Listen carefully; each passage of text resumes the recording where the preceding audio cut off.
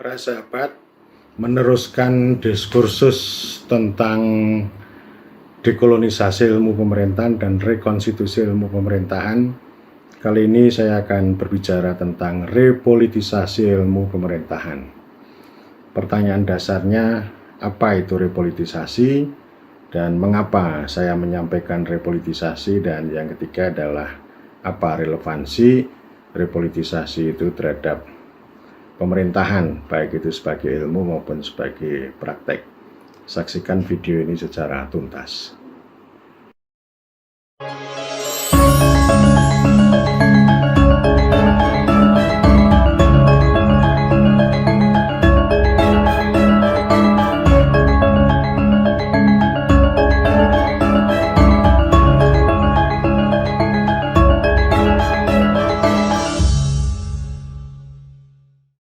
Saya sudah banyak berbicara tentang mesin anti politik.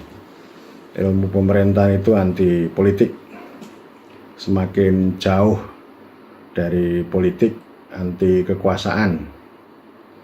Menggantikan itu lama-kelamaan hanya jadi tata kelola, manajemen, dan ujungnya adalah industri pemerintahan. Sekarang banyak sarjana yang fasih berbicara tentang Internet of Things, digitalizing of things. Semua serba didigitalisasi, dan digitalisasi itu diyakini sebagai world class government, pemerintah kelas dunia. Kalau saya, sekali lagi, saya berpihaknya pada pemerintah kelas rakyat. Saya dengan Ari Sujito itu terus-menerus TikTok itu berbicara tentang politics of things, politics matters. Ya, segala sesuatunya itu mengandung politik karena manusia itu adalah makhluk politik. Tidak bisa disederhanakan dengan homo economicus atau manusia sebagai makhluk ekonomi. Itu seperti kaum neolib. Yang digital itu memang penting untuk mendukung, itu kan teknologi. Saya bolak-balik kan mengatakan bahwa pemerintah itu adalah politik, hukum, administrasi, manajemen yang bisa didukung dengan teknologi ya. Teknologi itu termasuk yang digital itu. Tetapi lama-kelamaan itu ada distorsi bahwa orang bicara pemerintahan hanya di ujung sini. Ya, dan anti politik itu kontradiksi. Anti politik itu ciri khas kolonial ya, baik kolonial lama maupun kolonial baru. Kolonial baru itu neolib. Jadi dengan standar makroekonomi itu merasuk kemana-mana, termasuk ke dunia politik pemerintahan. Jadi pemerintahan itu dibuat seperti industri atau seperti pabrik atau running government like business, yang cepat, mudah, murah, kemudian pasti dapat laba banyak. Arahnya ke sana, dan itu yaitu kontradiksinya begini. Pemerintah itu kan politik, dibentuk oleh politik, bekerja secara politik. Tetapi politik dihindari, tidak disukai. Orang butuh kekuasaan, kewenangan pemerintah yang lebih baik, layanan yang lebih baik, tetapi kekuasaannya dipreteli gitu, atau kewenangannya dipotong gitu. Kewenangannya diarahkan untuk mendukung pasar, mendukung big market, big data, big farm, dan seterusnya. Jadi itu yang kemudian dikenal kalau zaman sekarang namanya regulatory state. Jadi negara pengatur. Mengatur siapa? Ya mengatur itu untuk memastikan pasar, memastikan kapital itu. Kita menghadapi banyak masalah politik. Luar biasa, ketidakpercayaan, mutual distrust misalnya antara parlemen dengan pemerintah, pemerintah dengan birokrasi. Parlemen di mata orang banyak, rakyat cerita paling cerewet, paling anti dengan parlemen, tidak pengen parlemen itu menjadi kuat. Pokoknya begitulah, itu namanya kontradiksi. Tetapi banyak hal yang lahir dalam kehidupan kita, entah itu kebijakan yang pro rakyat seperti undang-undang jaminan sosial, ada undang-undang yang lain lah yang itu banyak berguna untuk orang banyak, itu kan karena politik. Tetapi politik selalu dibenci, dikatakan sebagai sesuatu yang kotor, yang jahat gitu. Dan itu memang di mana-mana begitu, itu namanya realisme. Jadi setiap politisi pasti mengejar maximizing, ya, pasti begitu. Tetapi ada juga politisi itu yang juga bagaimana berjuang melahirkan kebijakan yang betul-betul berpihak pada rakyat. Nah, ada problem di mana delivery ini, ya, dari kebijakan sampai ke rakyat ini kan ada masalah. Dan masalahnya tentu saja ini bukan semata-mata politik di tangan politisi, tetapi juga politik di kalangan teknokrat maupun di kalangan birokrat juga. Kita menghadapi banyak masalah politik, dan saking masalahnya lalu menganggap politik itu kotor. Tetapi solusinya bukan dengan cara politik, tetapi dengan cara sangat teknis. Masalah kemiskinan itu politik, tapi dijawab dengan data, dengan teknis, dengan nutrisi, dengan program stunting dan sebagainya. Itu kan namanya cara berpikir yang kontradiktif. Hasilnya hanya industri saja, ya. Pembangunan itu kan paralel dengan pemerintahan gaya sekarang, ya, sebagai industri itu, ya. Ya, industri itu kan ada merek dagangnya, ada produsennya, ada penjualnya, ada perantaranya, ada tengkulaknya, ada konsumennya. Jadi pemerintah dari atas sampai ke bawah itu konsumen. Nah, para sarjana ilmu pemerintahan ini banyak yang berpihak atau berdiri itu sebagai penjual maupun perantara.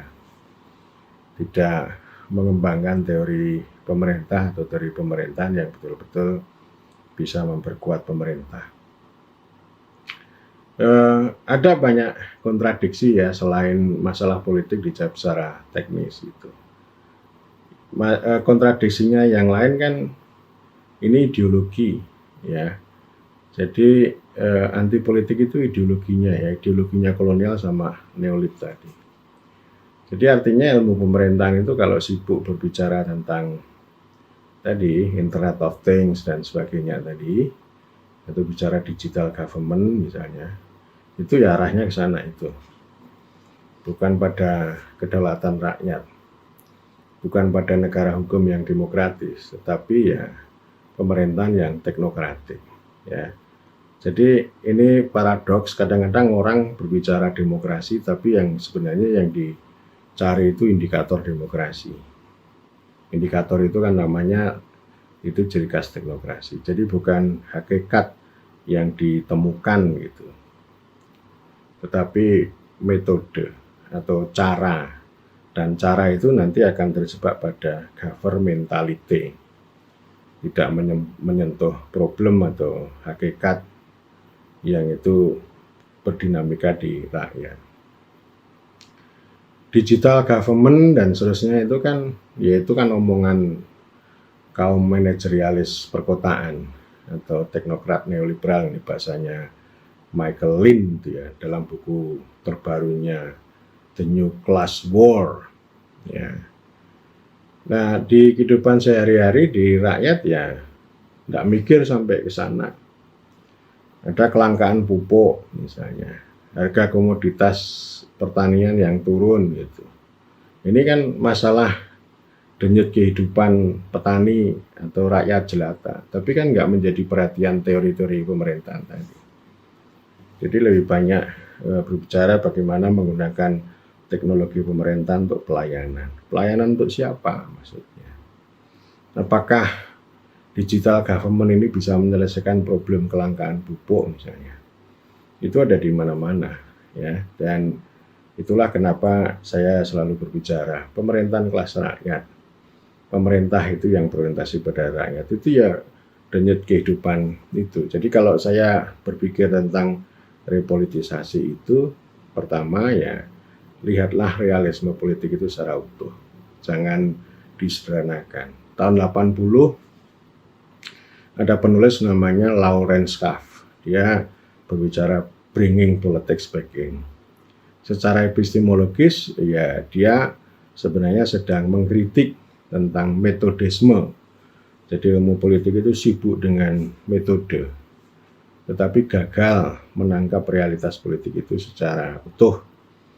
Dan kalau gagal menangkap politik secara utuh, lalu yang muncul adalah pendekatan patologis. Jadi melihat politik itu sesuatu yang sangat kotor. Jadi realisme politik ini penting untuk dilihat secara utuh, jadi tidak dipotong-potong, dan lihatlah politik itu sebagai manusia, sebagai hakikat manusia. Kata Bernard Crick, ya politik itu adalah aktivitas manusia yang beradab untuk mencapai kepentingan orang banyak dan sekaligus juga untuk tujuan yang mulia. Kalaupun ada yang praktek-praktek yang menyimpang, itu adalah perilaku. Nah, pemerintahan ya, itu kan proses institusionalisasi politik. Bagaimana kepentingan-kepentingan yang beraneka ragam, bagaimana manusia-manusia yang rakus itu kan bisa diselesaikan dengan cara institusi pemerintahan, bukan dengan cara manajemen atau digital. Melihat realisme itu penting, dan kita bisa belajar bagaimana para antropolog itu malah justru yang melihat dunia politik ini menjadi lebih jernih, menjadi lebih terang dan utuh. Kita banyak belajar di sana, dan secara metodologis sekarang itu berkembang analisis politik kontekstual. Ya, tidak positivisme yang metodisme yang seperti dulu hanya ribut dengan metode, indikator dan sebagainya, tapi melihat konteks itu secara lebih utuh. Itu realisme politik. Kemudian yang kedua, ya kita melihat politik itu, lihatlah kepentingan rakyat, kepentingan petani, bukan kepentingannya para sarjana. Jadi kalau saya kan selalu mengatakan ini ada rakyat jelata, rakyat jelita. Jangan melihat segala persoalan politik itu dimulai dari pikiran rakyat jelita. Nanti nggak akan ketemu. Yang terjadi yang kemudian dalam praktek pemerintahan itu, bagaimana rakyat jelata itu mengikuti standar, prosedur, kriteria, standarisasi, instrumentasi, teknokratisasi, teknikalisasi yang dibuat oleh para teknokrat, dan itu masuk dalam regulasi pemerintah. Itu pasti akan tidak bisa menyelesaikan masalah. Nah, sebaliknya kalau kita berpemerintahan dengan kedaulatan rakyat itu, bagaimana kebijakan pemerintah beserta turunannya itu mengikuti dinamika realita yang berkembang dalam dunia rakyat, termasuk dalam dunia politik, dan itu terkait dengan realisme itu ya konflik. Jadi konflik jangan dihindari. Ada banyak kebijakan atau cara berpikir yang itu udahlah konflik itu diabaikan. Bahkan banyak juga kebijakan itu yang melahirkan konflik. Bukan menyelesaikan konflik, tetapi malah melahirkan konflik ya. Ya, itu yang kedua. Yang ketiga ya, kita punya nilai. Politik itu soal nilai, soal keyakinan. Ya. Politics is vocation, kata Max Weber, itu kan soal nilai dan keyakinan. Kalau ilmu pengetahuan itu kan kebenaran. Ya. Dan satu lagi moral. Moral itu penting, ya, sangat penting. Menjadi pegangan, menjadi koridor, menjadi rambu bagi siapapun untuk bertindak. Tapi bukan berarti moral itu lalu berkembang menjadi moralisme, moralisasi, dan ujungnya malaikatisme. Melihat manusia itu dengan cara pandang malaikat, sehingga tidak bisa ketemu dengan baik dan juga jernih. Nilai itu ya ya kedaulatan itu nilai, bangsa itu nilai, rakyat itu kerakyatan itu nilai, Pancasila itu nilai. Itu yang memang harus kita pegang. Ilmu kan punya sisi aksiologi. Jadi kalau orang ngomong apapun itu kan punya aksiologi. Dan sekarang kan ilmu pemerintahan kan sibuk membuat banyak resep, misalnya pemerintahan berbasis warga, good governance, itu kan semuanya resep. Tetapi persoalannya, apakah resep-resep ini punya basis nilai yang itu sesuai dengan denyut kehidupan atau suasana kebatinan. Sehingga kalau saya mengatakan bahwa ya politik itu ya soal hajat hidup orang banyak, soal hajat hidup orang banyak itu terkait dengan kepentingan tadi, tapi juga ada nilai, suasana kebatinan, lalu denyut kehidupan. Saya sering menyampaikan kritik ketika orang ribut tentang digital village, ya, digitalisasi desa. Saya tanya, apakah ini sesuai dengan denyut kehidupan orang desa? Kalau enggak, ya apa gunanya? Jadi Anda main-main dengan digitalisasi desa itu gunanya untuk apa? Dan untuk siapa? Gitu ya. Orang yang dipikirkan itu soal hajat hidup kok, ya, soal produksi pertanian, ikan dan sebagainya kok. Lalu apakah dengan digitalisasinya akan menyelesaikan persoalan yang dihadapi oleh rakyat? Ya, jadi saya menyampaikan begitu. Jadi nilai itu ya daulat. Misalnya orang bicara kedaulatan pangan, tetapi pemerintah tidak mengambil posisi itu, ketahanan pangan yang penting tersedia. Pangan itu ada, datangnya impor dari Vietnam. Mengapa impor? Oh, itu karena perhitungan teknokrat begitu, ya. Dan ada juga para perantara, kan kita selalu begitu. Jadi politiknya pindah ke sana gitu. Bukan politiknya di rakyat, tetapi pindah ke teknokrat, politiknya pengetahuan teknokrat. Dan kita juga disuguhi tentang polusi, ya, polusi di media. Jadi politisasi itu pada jabatan atau pada kekuasaan atau posisi orang, bukan melakukan politisasi terhadap kebijakan, terhadap pengetahuan gitu.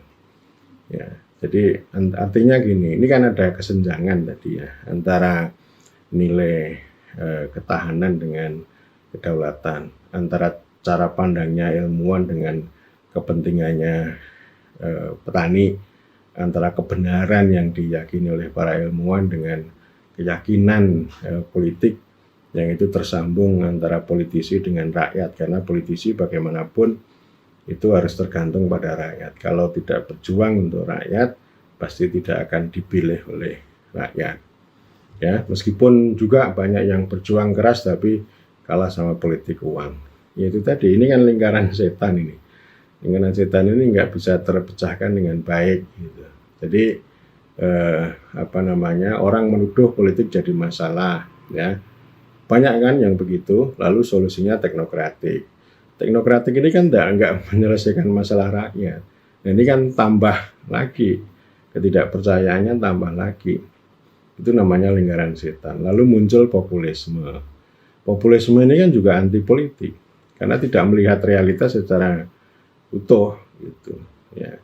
Jadi kan yang penting kan kasih bantuan gitu. Tetapi ternyata persoalannya bukan pada distribusi, tetapi pada proteksi, misalnya akses petani terhadap sumber daya yang mereka butuhkan atau menjadi kepentingan mereka.